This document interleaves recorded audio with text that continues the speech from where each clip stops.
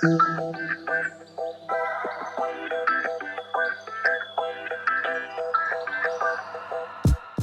it's Beefy and welcome to my channel. If you haven't been here before, then this is where I post tutorials and breakdowns of my projects. If you're into design, 3D modeling, motion graphics, cinema 4D, X particles and the like, then you're on the right place. So why not start by subscribing today? It will really help the algorithm find this channel and help me make more content. And if you're feeling really adventurous, then tinkle that bell so you don't miss a thing. Welcome to part 3 of building a model of Mount St Helens. If you haven't watched parts 1 and 2, then I suggest that you watch them if you like to follow along.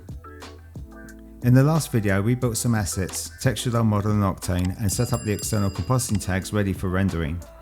To start this video, I'm going to run through the render settings again as I forgot to mention something that is important. It's not the end of the world, but it can catch you off guard if you don't realise what's happened.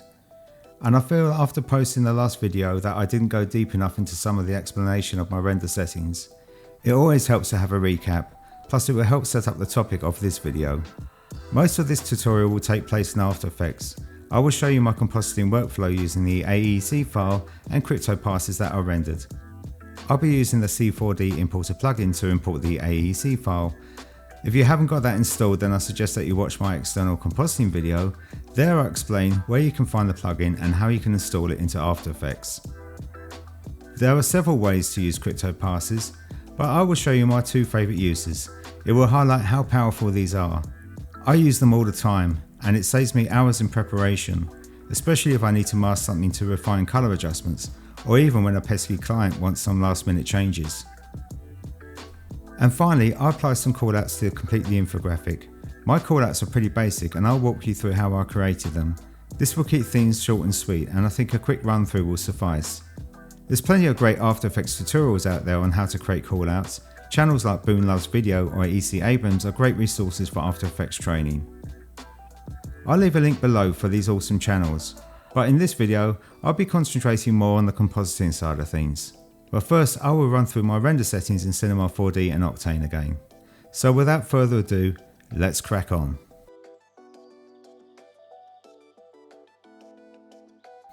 Okay, so picking up from the last video, I'm just going to do a recap of my render settings, and this will help set up the topic of this video, which is compositing in After Effects. So I'm just going to go through a few things here, and there's one thing I forgot to mention in the last video, and it is important and it can throw you off if you don't understand what's going on. So I'm just going to make this as quick as possible. So I'm just going to go through my project settings here, and my frames per second is 30 and my project time is 0 to 360, and this is 361 frames.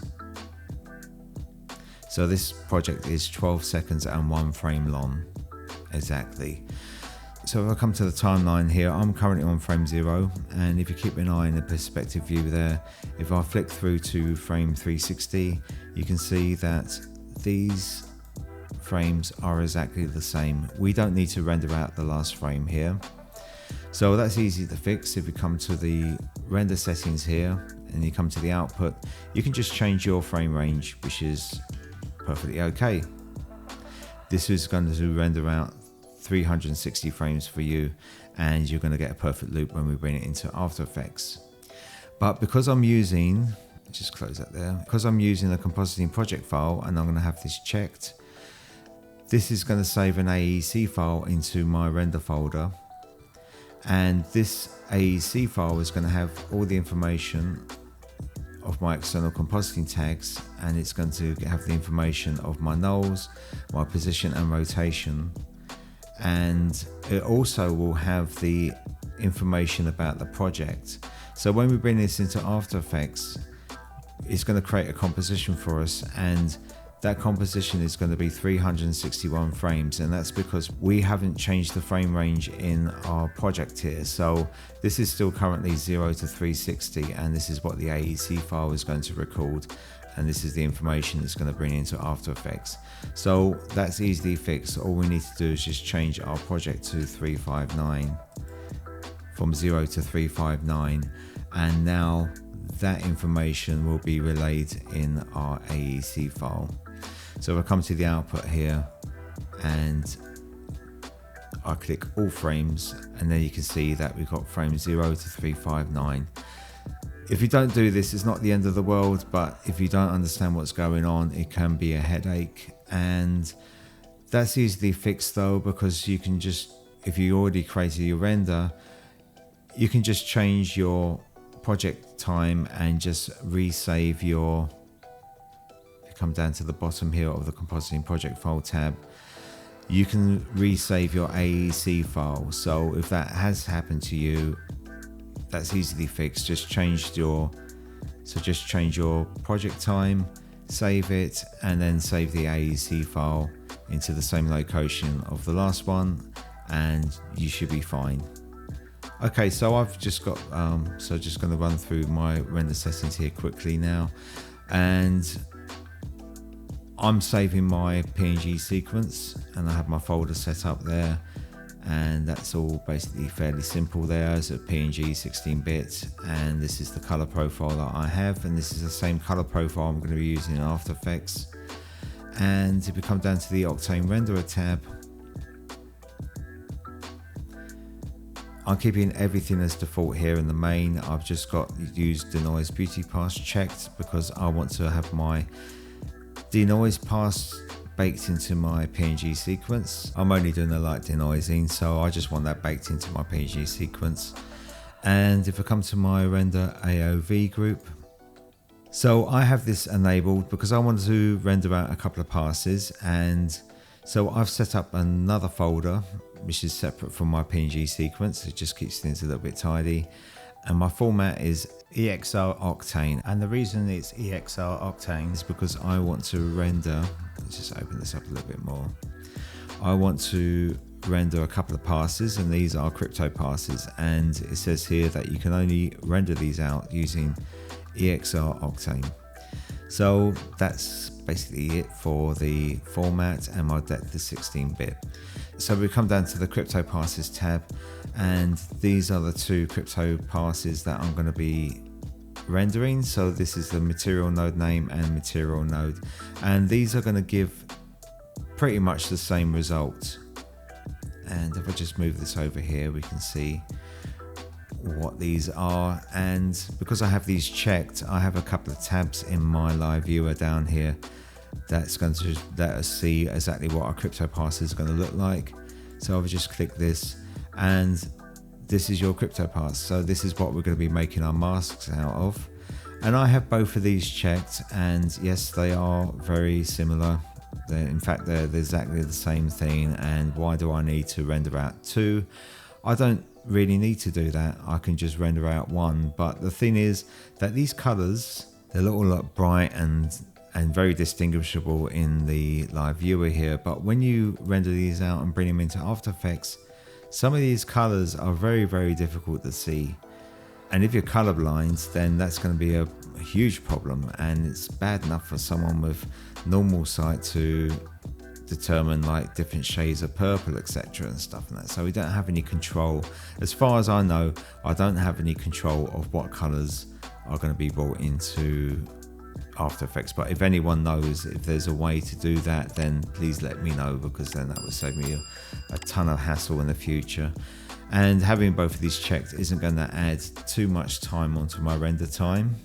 That's basically it for the crypto passes. So again, you just need to have one of these checked, but you know. And the other thing about crypto passes, it depends on how many objects you have in your scene, determines what kind of crypto pass that you may need. So just check out the Octane manual. It explains each of these there. I don't need to go through them now. I just need to explain the ones that I've selected there. I just want to keep this short and sweet. So if you've got like a ton of objects in your scene, just be aware that the material nodes are going to have like limitations. So just check the manual and see which one's going to be best for you. These are really, really good, and it saves doing render buffers, and you can do a ton of things with these. And I'm going to show you my two favorite ways of using these crypto passes. So that's basically it for that. I think I've covered everything there. So I'm just going to go through my Octane settings now. We're just going to open this up here. Okay, so I'm using path tracing obviously, and my max samples is 2000, and this gives me a render in the live viewer here. It's saying 226, and I was rendering around about 2 minutes for each frame, and because I have my OBS in the background, this is obviously taxing the system a little bit. So in my live viewer here it says I got 2 minutes and 26, which is still a reasonably good time to do a render. So for me, I think around 2 minutes to 30 for your render is pretty good for a PNG sequence, and I just let that run all night and it's ready for me in the morning. Okay, and this is a fairly open scene, so I just kept the diffuse depth low to 3. I'm not bouncing light off objects, but if this was in an environment like a room, then I need to increase my diffuse depth. But raising it higher than 3 doesn't make any difference in this render, so I'm just keeping that at 3. So I got hardly any specular, so I'm just keeping that at 3. Everything else here I've got a default, and my GI clamp I've kept down to 10, and that's perfectly fine for this project. So lowering the GI clamp is going to help with your render times, and also help with fireflies if you've got specular objects in your scene. And everything else here is default. And if we come down to static noise, in the last video I said I had static noise checked and I didn't really explain why, so I'm redeeming myself here. By default this is unchecked, and the noise in your renders will be randomized, which is great if you are rendering with enough samples to eliminate your noise. So to cut a long story short, I'm using a denoiser, and to reduce flickering between frames I'm making sure that I have this checked. But I'm also making sure that I have eliminated most of my noise before I render. If I come to my noise tab, you can see I have eliminated most noise. The black areas are getting there, but to reduce render time I'm using a light denoising, which is around about 50 samples. So that's basically the static noise. I can go down a rabbit hole explaining this, but this is basically why I have static noise checked. And if we come down to adaptive sampling, I have this checked to reduce my render times. This is going to help the render optimize to areas that need more sampling than others. So this is going to cut down on your render time there. And that's pretty much for the Octane render settings. So this is going to be my first render pass, which is going to be from 0 to 359. This is going to be the main render, so I have more information on my external compositing tags in that render. And in the second render, I want to render out the animation of the contours, so I have to make sure that this is switched on, and just make sure that you change your destination folders for your render passes. And that's pretty much it. And also you're only going to be rendering the time for the animation there of the contour. So mine is between 90 and 300 I believe, so I just need to change my frame range to 90 to 300. And also the other thing is that I don't need to use a compositing project file for my second render, so I'm just going to make sure I have this checked off, and just make sure that you have your crypto passes saved into a new destination folder as well, so you don't want to be overwriting your old render. And that's basically it. So any questions about that, just please contact me, and we're going to crack on and jump into After Effects, and we're going to put this all together and we're going to make our infographic.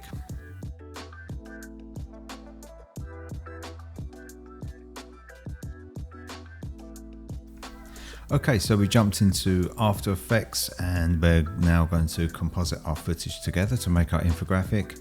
And I'm just going to go through a couple of things here, and I've got some folders set up already. So this is to keep everything organized, and I have in my scene objects, I have my callouts. So I'm keeping them separate from the pre-comps, and these are all my callouts that I'm going to be making today. I'm not going to make a call out for every null that I created in Cinema 4D. I'm just going to keep it down to these 5 here, just to keep things short and sweet. And I have an image folder, and this is the images that I'm using in the callouts. So I'm just keeping these all together there in my folder called Scene Objects. And if we come down to the bottom of our project window, we have some icons down here. If you click the one that looks like a little rocket, so if you click this icon here, it brings up the project settings, and I'm going to skip the first 2 tabs and I'm going to come straight to the color. And I have my depth set to 16 bits per channel, and my working space is sRGB AEC 61966-2.1. And this is the color profile that I'll render my image out in Cinema 4D. And by default, it comes as working space none. And if you're not too worried about your colors in your render from After Effects, then don't worry about this. But if you are, then you just need to change to whatever profile that you're working in, just to make sure you get the right color gamut. And if you have this set to none, then After Effects will be assuming one of 2 things. It will be assuming that your project is 2.4 Rec 709 or 2.2 sRGB, depending what your default is being set up as. So I'm just going to make sure that I've got this selected so that I know that my colors are going to be exactly the same as I've imported. And I'm going to leave everything as default here. I'm not working in a linear working space.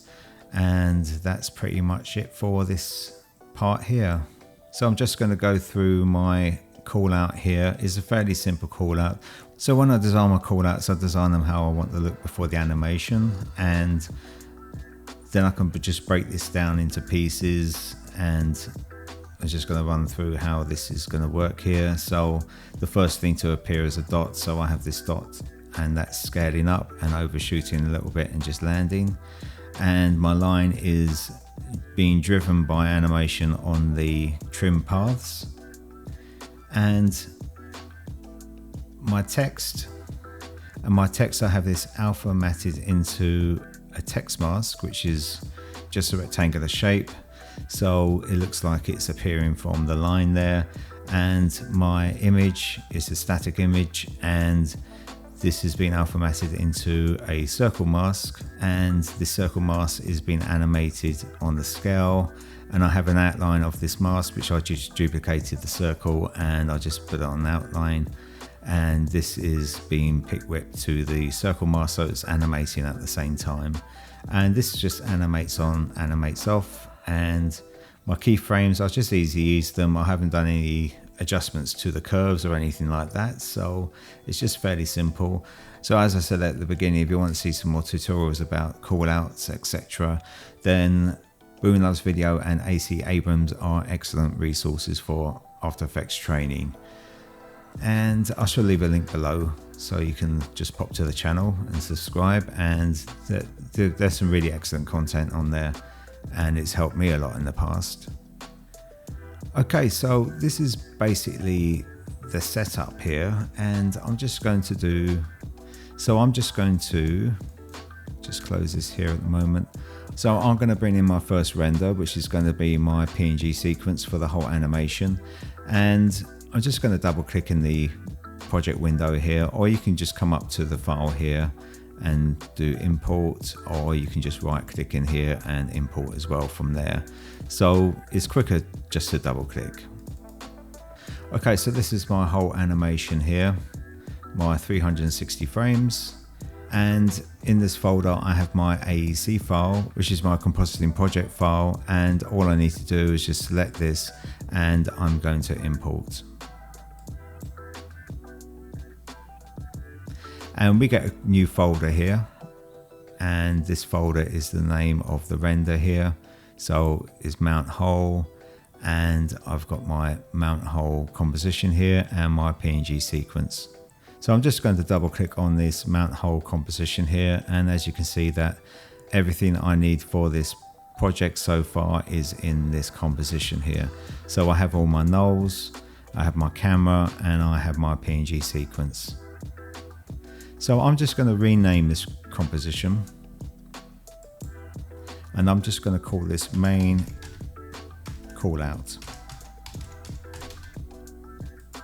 And I'm just going to take that and I'm just going to come to my comps folder here and I'm just going to drop that into my main folder here. So this is where my main comps are going to be, and this is where the pre-comps that I'm going to be creating are going to be in this folder here.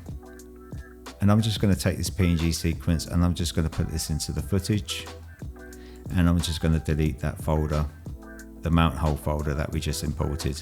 We don't need to see that now. Just close these for the moment. So what I want to do now is just bring in my crypto pass for the whole animation. So I'm going to double click, and this is the folder that I saved this in, and I'm going to select the first one, and I'm going to make sure that Open EXR sequence is checked and create composition is checked, and I'm just going to import this. It comes up with this dialog here. So it's telling me that it's been imported as a composition here, and it's saying that it's going to pre-compose layers, and it's also going to create a contact sheet. So I'm just going to leave these checked for the moment, and I'm going to click OK. And we get this folder up here, which is the EXR hole. I'm just going to draw that down. And in here, we've got two compositions. We have assemble, and we also have a contact sheet. So I'm just going to open up the assemble just to show you exactly what's in here. And in the assemble composition, this is where your passes are all going to appear. So if you've selected in Octane to render out different passes like your diffuse lighting or your reflections or your refraction or Z depth, so this is where they're all going to be compiled. And I only had two passes here, and this is the only thing that's in the composition here. And the contact sheet is a composition that shows you all your different passes. So I've only got the two here, so it's just showing me the two crypto matte passes here. But again, if you had your diffuse lighting, specular, etc. and stuff like that, then it's going to show every pass that you have created, so that you can just conveniently just check them over. So I don't need to be using the contact sheet. But I'm just going to show you one thing while I'm here, and this is the reason why I selected the two crypto passes, because I do give similar outputs here, but as you can see the colors are different, and I just find that the colors that I see in the Octane live viewer in Cinema 4D are not the same colors that I get when I import my crypto passes. And I don't know whether there's a way you can set your colors. I haven't been able to find one yet, so if anyone does know, then just please leave a message in the comments. But here, as you can see, just move this up here, that in this one here, the colors are very, very similar. And if I want to kind of select the dome area here, it's very hard to see the difference between that and the terrain. So this is why I always select the two, because one's always going to be better than the other. And that's basically it there. So, but if you're colorblind, then it's going to be a bit of a problem for you. I can just about see the difference in, just come right in here. You can just about see the difference in the two different materials there. And it can be problematic. So that's basically that. Okay, so I don't need the contact sheet, so I'm just going to close this here, and I'm just going to delete this. I don't need the assemble either. I'm just going to delete that as well. But in this folder here, we have our two pre-comps here. So we have our crypto material node. This is the one I'm not going to be using, so I'm just going to delete that. And this is the one that I'm going to be using because the colors are more defined there. And I'm just going to take this and I'm just going to put this into my pre-comps here.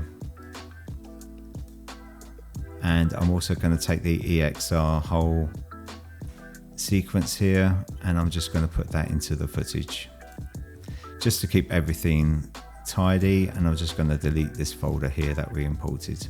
We don't need that.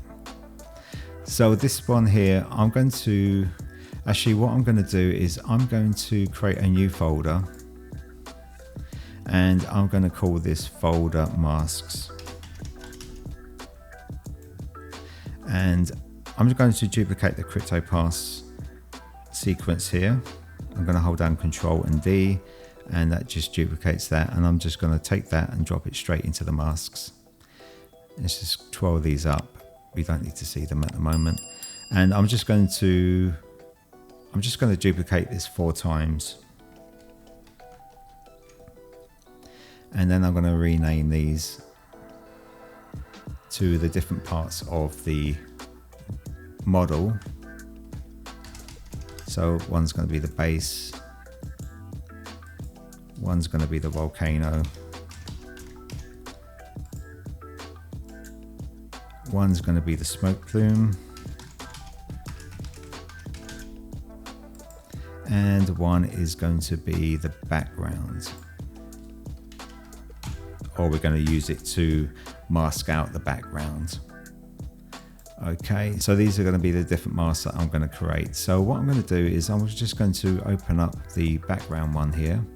We're going to be dealing with that first. And if I come to the effects tab and I select this layer, you can see that this effect, Crypto Matte, has already been applied to my sequence. And if you don't see that there, then you can just like go to the effects, come to the effects and presets here and just type in crypto, and that's the effect there, and you can just drag that onto your layer there. But if you import it the way I just imported it, then that's going to be just fine. You're going to have this already applied. Okay, so what this is a breakdown of the different materials that I'm using. So if I just select the effects here, and I can select these like so and make a mask out of my selection. So what I'm going to be doing, I'm going to be selecting all of these. So to select another section, I'm just going to hold down Shift, and you see the little plus comes up by the cursor there. That means you're adding to the selection. If you want to deselect, just hold Control, and then you get a little pair of scissors next to the cursor here, and then you can just deselect like so. But I'm going to select all of these. I'm going to come to the output in the effects control here, and here you have a drop down menu. If you just scroll that down, you have different selections here. I'm just going to be using this as a normal mask, so I'm just going to make sure that matte only is selected. And so now this is my mask. So if I come to the main call out composition where we got everything set up ready to go, and just come back into the project panel here, I'm just going to take the background here, and I'm just going to drop this above my PNG sequence here. And before I do anything, I'm just going to duplicate my PNG sequence. So I hold down Control and D, and that's duplicated. And I'm just going to rename this bottom one background sequence. Okay, and I'm just going to turn that off for the moment. Okay, so if we select our original PNG sequence here, I'm just going to come over to the track matte column here, and I'm just going to twirl that down, and I'm just going to select Luma Matte.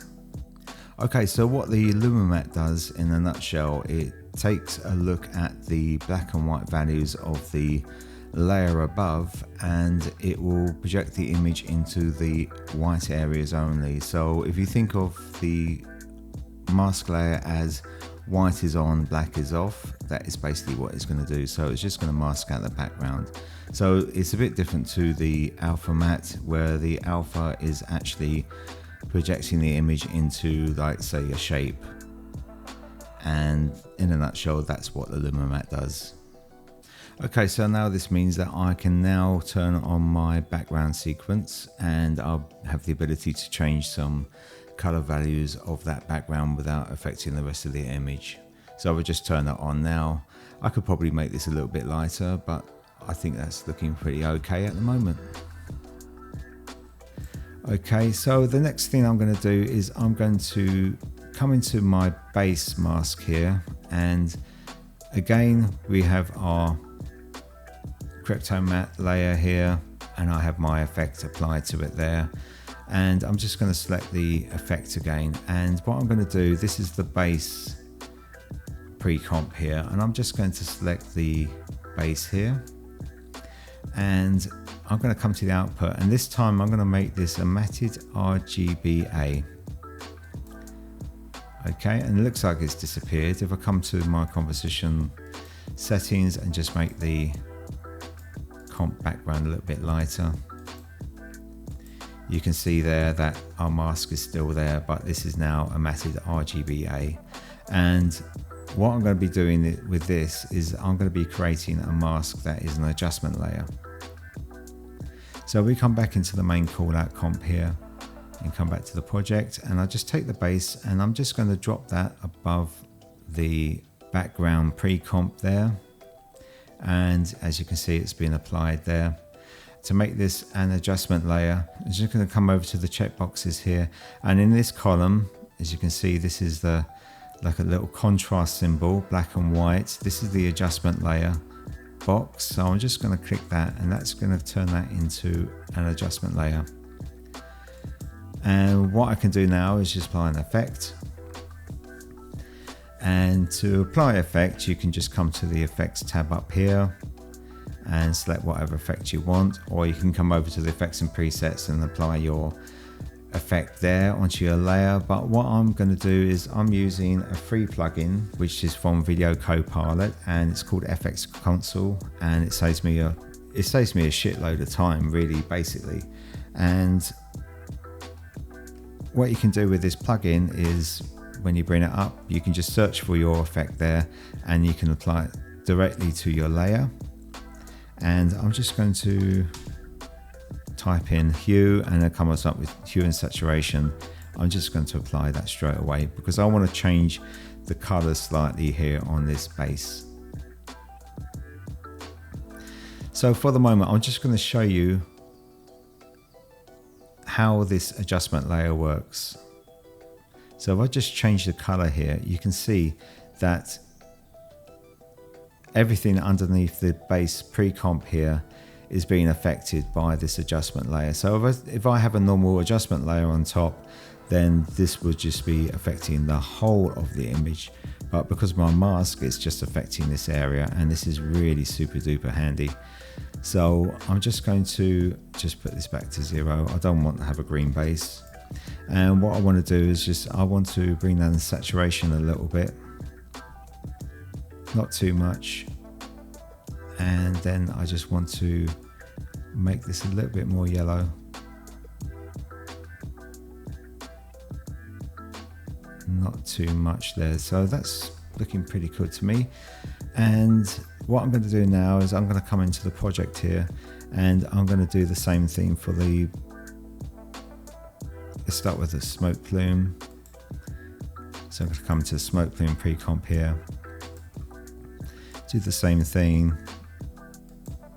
I'm going to select the smoke plume, and I'm going to make that a matted RGBA.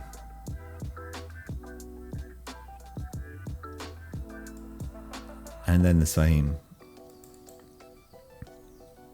And then the same for the volcano here.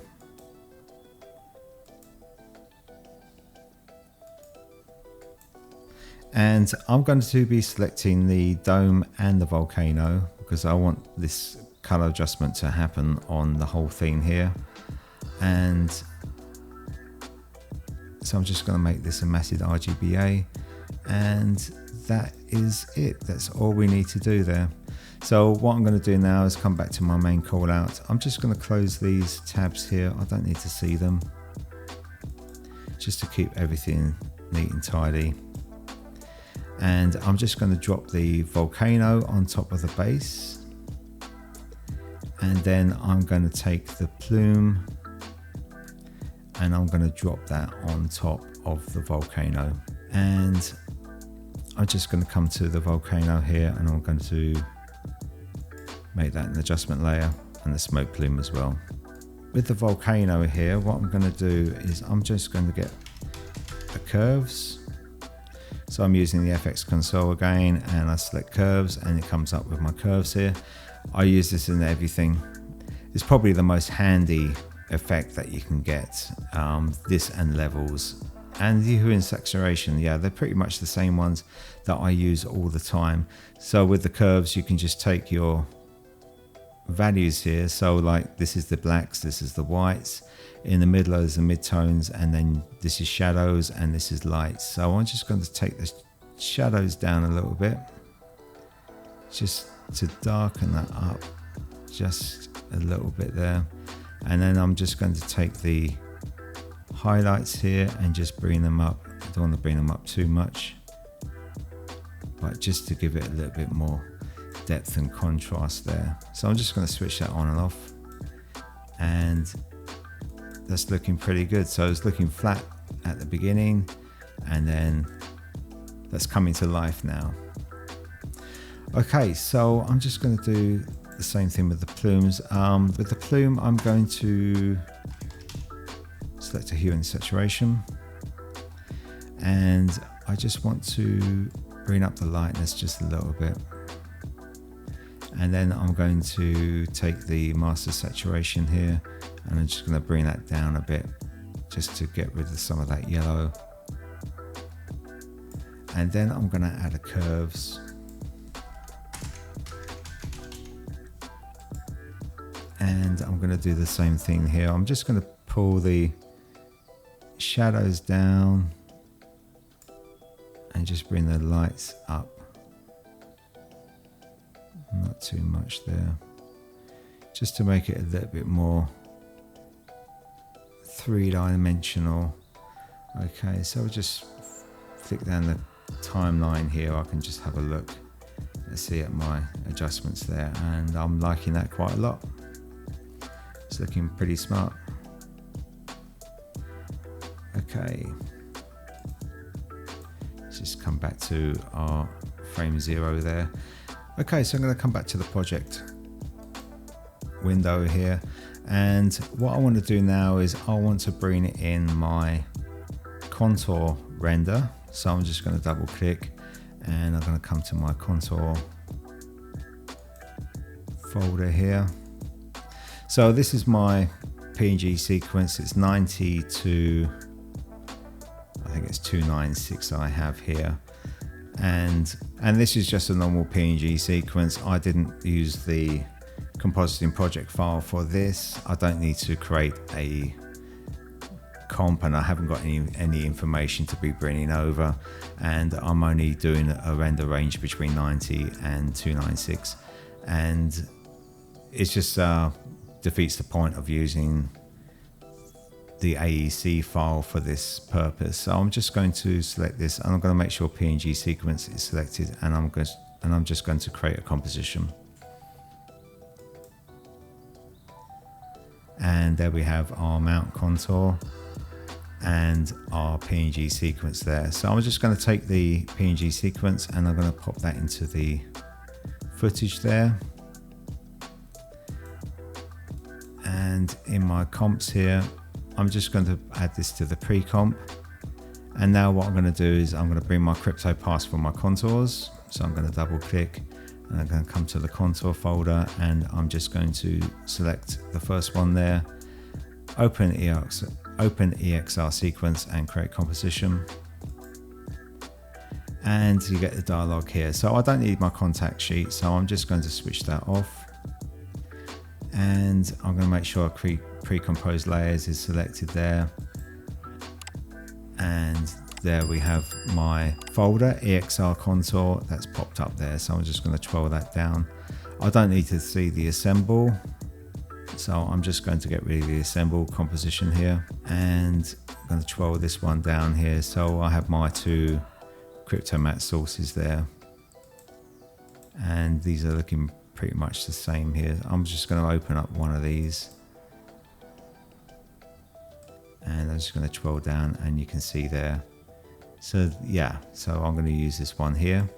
So I'm going to just take this one, and I'm going to drop this. Actually, before I do anything, I'm just going to rename this, just so I don't get confused between the two. Just call it something simple like contour crypto, and I'm just going to drop that into my pre-comps there. And I'm going to take my EXR sequence here, and I'm just going to drop that into my footage.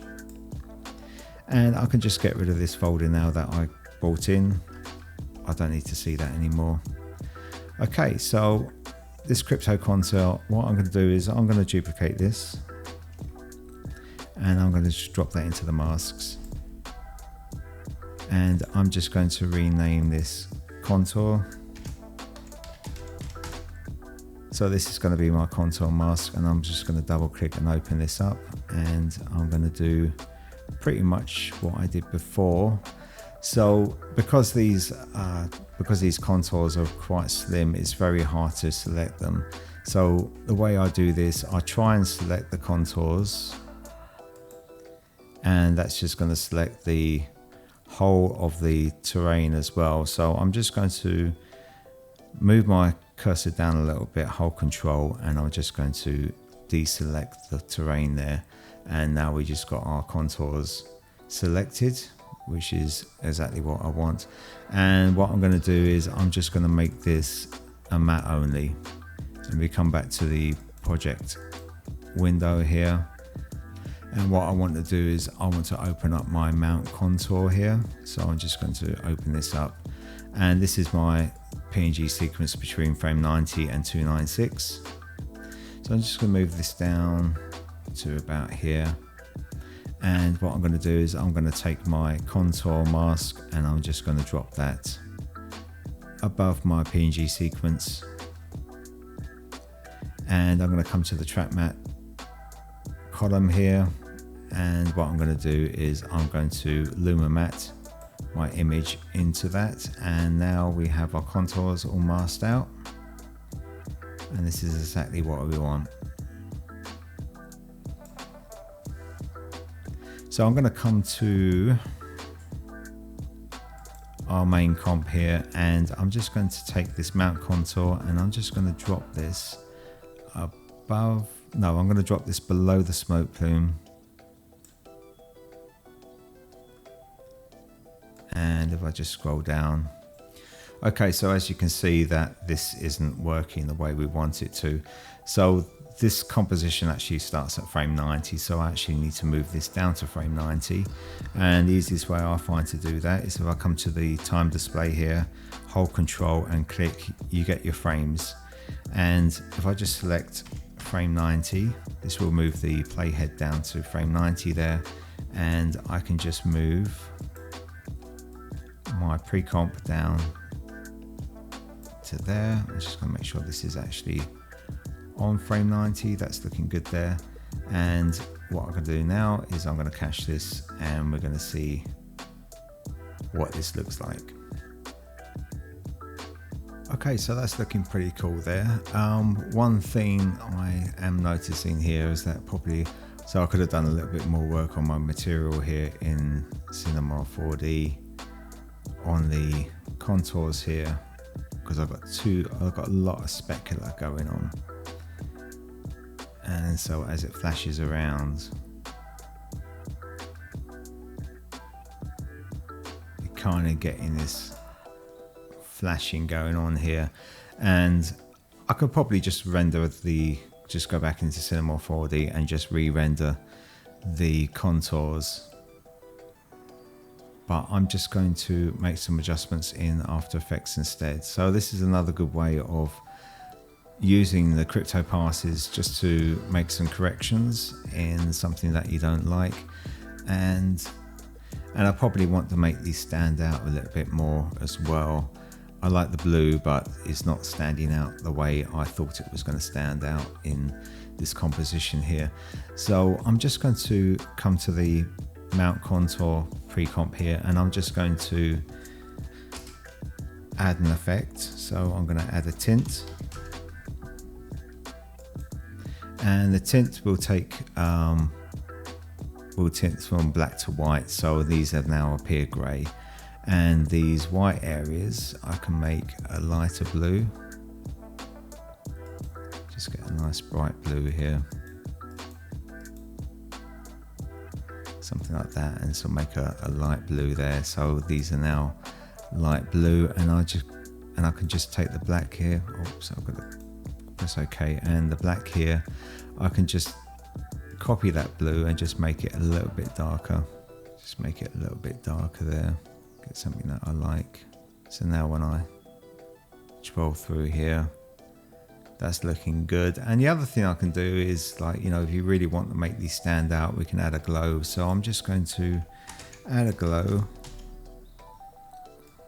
And this is pretty intense. Let's just scroll in here and have a look here.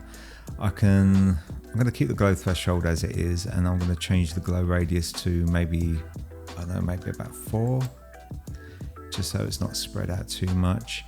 And the glow intensity, I think I can drop that down to 0.5. Maybe glow radius up to about 6, just to make that a little bit more. So I just come out here and that's standing out quite nicely there.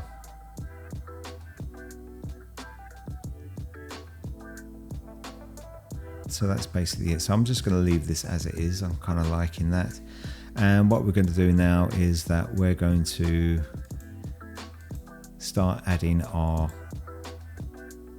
callouts. So what I'm going to do first is I'm going to come to the main folder here. So this is my main callout comp here. I'm just going to duplicate this and I'm going to rename main callout to main contour. So I'm going to have a composition for the callouts and the composition for the contour, because I don't want the contour to come on when I've got the callouts on. So I want this to be another part of the animation. And what we're going to do is put these into a new comp and then play them one after another, and then callouts appearing, and then we got the contour appearing. Okay, so what I'm going to do now, I'm in the main callout here. What I'm going to do now is I'm just going to delete. Actually, no, I'm not going to delete it. I'm just going to turn that off. You can delete it if you want to, because we've got a comp now with the main contour. Just switch these off here, just in case I want to go back and do something. Okay, so what I'm going to do now, I'm just going to close these folders up here, the masks, and I'm going to open up my scene objects. Okay, so what I'm going to do now is I'm going to select my callouts here, and I'm just going to drop them into my composition here. And I'm going to come to a point where they're all showing. So what I want to do with these callouts is I want to attach these to these nulls. So when the model is moving around, these callouts are going to appear at different points of the model. And the way I'm going to do that is to use the pick whip on the pre-comps, and I'm going to pick whip them to the nulls that I want them to be associated with. I want these pre-comps to be connected at the dot here, and at the moment our anchor point is in the middle of this composition. I just need to move that anchor point to my dot here. So I'm just going to switch off all of them for a moment. I'm just going to do these one at a time. So I'm just going to open up the first call out here, and I'm going to come to the top here, and I'm just going to select the anchor tool here, or you can just press Y on your keyboard. And I'm just going to take this anchor point here, and I'm just going to move this down onto my dot here. And that's looking pretty good there. So I'm just going to do this with all of these here. Okay, so that's all done there, and I'm just going to switch these off, and the first one I'm going to attach is the sugar bowl. So I'm going to take the sugar bowl, I'm going to select it, and I'm going to take the pick whip here, and I'm going to come down to the null that says sugar bowl. If you hold down shift, then the callout will adopt the position and rotation of the null. So the sugar bowl callout is now attached to the sugar bowl null, and it's disappeared. And what we need to do is we need to make this a 3D layer. So I'm going to come to the 3D checkbox, and I'm going to make that a 3D layer, and there we go. So this is now attached to our model, which is pretty cool. and it's way too big, so I'm just going to press S on the keyboard and bring up the scale, and I'm going to bring this down to about 20%, and there we go.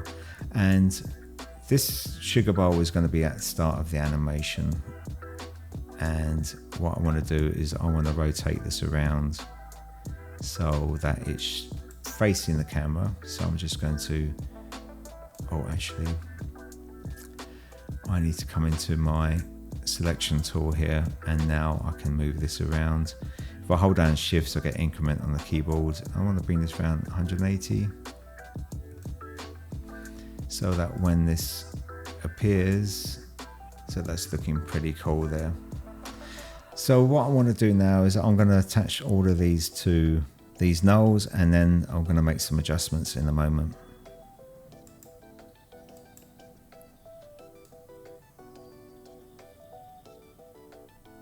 And that's all applied there. So what I want to do, I don't want these appearing all at the same time, so I'm just going to scroll down to where, actually I'm just going to turn these off for the moment, and the next one is going to be the dome call out. I'm just going to move that over the sugar bowl, and so as this comes round, I want the lava dome to start appearing round about now. So what I'm going to do, I'm going to take this layer here, and I'm just going to move it down to the point where I want this to appear. And if you just come down here a little bit, so the sugar bowl has moved past a bit, and I'm just going to move, I'm going to move this call out around, I think maybe like that, 135. That's looking cool. So as this comes out, this grows. I'm just going to go through the rest of these and make some adjustments. Okay, so there we go, these are all applied, and that's looking quite smart to me. So as it spins round, it's pointing at the different parts of the volcano. So we have a small problem, and at some points,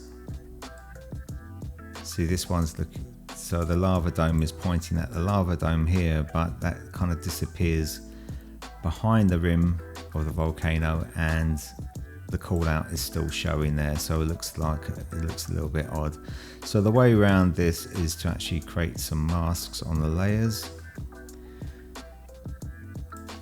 So I'm just going to go through this process, and what we need to do is to create this mask. So the best way, I'm going to just come in here a little bit. I'm just going to hold spacebar down and just move this down here, and we're just going to create a mask. So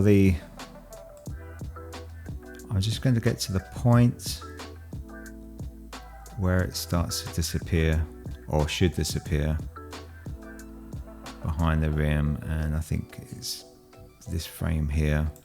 Okay, so I'm just going to create my mask, and I'm just going to just follow the outline of the rim here a little bit with 3 points here, and then I'm just going to loosely just come round and create my mask. So now that this layer is now masked, and what we need to do is we just need to come here. Okay, so I'm going to go back to this one here. So if you come to the layer here, just press M, you get your mask up, and this is your mask path. I'm just going to create a keyframe, and the other thing I'm going to do, I'm just going to come up here so I can see what we're doing. We've got a lot of layers going on here, and so now what I'm going to do is I'm going to lock everything, and I'm just going to come to the dome call out here. I'm going to unlock this, select that, and I'm just going to move this back down here again. It's probably easier if I actually hit some of these layers here, but I'm just going to just come in here a little bit more. And the reason why I lock these, I just find it really, really annoying trying to select the mask here. So I'm just going to press M again. So I've got the mask, and I'm just going to select the mask path here. And this has selected all the points here for me. And I'm just going to take the selection tool, and I'm just going to select just one of them. And the reason why I locked the other layers is that it's so much easier. It's such a pain sometimes to actually select your points and stuff. So I'm just going to move down the frame here, and you can see that this is now clipping the rim of the volcano. So I'm just going to move this up a little bit, and this one up a little bit. And then I'm going to maybe just come down 2 frames, and I'm just going to move these up so that we've got our volcano is masking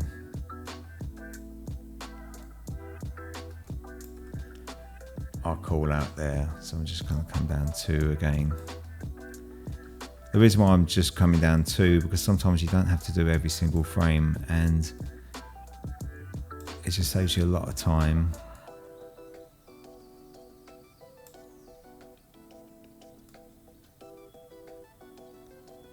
Just move this up a little bit more,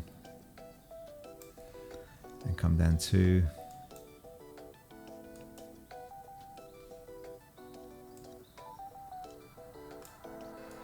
So I'm just going to scoot through this, because you don't need to see me doing every single frame.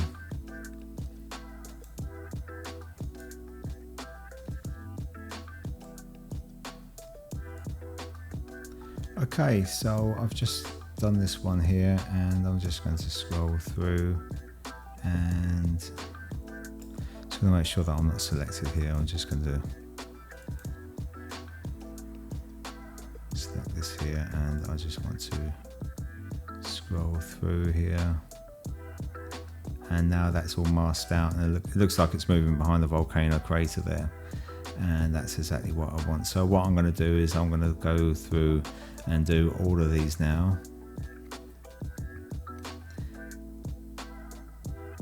So there we go, I've got some of my callouts masked out there. I've got a couple of things to actually iron out there, but that's looking pretty good.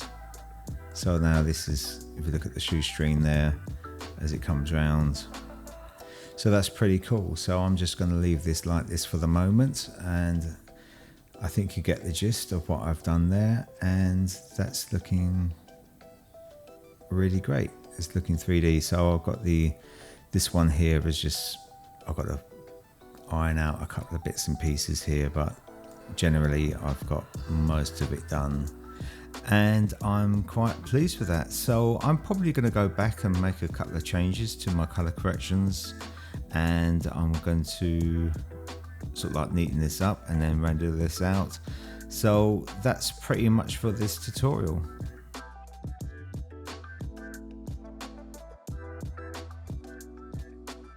Okay, so that's pretty much the end of this tutorial, and it's been quite a journey from the first video where we created our volcano using digital elevation maps and terraform effects, and then taking it into the second video where we built some assets and we textured our volcano in Octane, and to this video where we use the external compositing tags and the crypto passes to create some adjustment layers and the traditional masks. And it's been fun putting this all together. So I really hope that you've learned something and you've taken something away from this, and that this is going to help you in for your future projects. And it is a real time saver using crypto passes, and as I said, I use them all the time, and it's something that you should start adopting into your workflow if you haven't done that already. Okay, so I always find making these little projects really fun, and I like making things that people can react to. I love doing 2D stuff as well, but I think that 3D actually takes it up a notch, and using the external compositing tags enables you to make something really, really interesting that people can learn from.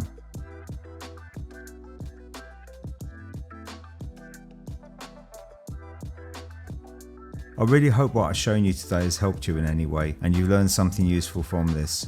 I would love to see what you've made using this technique, so tag me in Instagram at almostdailyrender, and don't forget to like, subscribe and jingle the bell so you don't miss a thing. And as always, any questions, comments, then please leave them below. Thanks for stopping by and I'll see you in the next video.